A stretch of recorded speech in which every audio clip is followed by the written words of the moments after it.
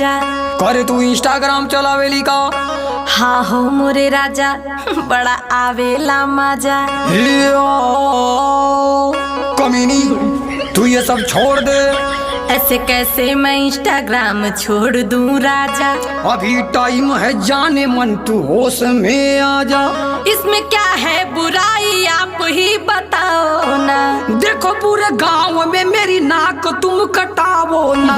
अरे राजा जी, इसमें पैसा बहुत मिलता है। तेरी वीडियो से कितनों का नियत बिगड़ता है। जो जैसा सोचता है सोचे, उसमें मैं क्या करूं। तू इंस्टाग्राम पे वीडियो बनावल बंद करूं। देखा राजा, एमे फिल्टर बहुत कमाल के हा।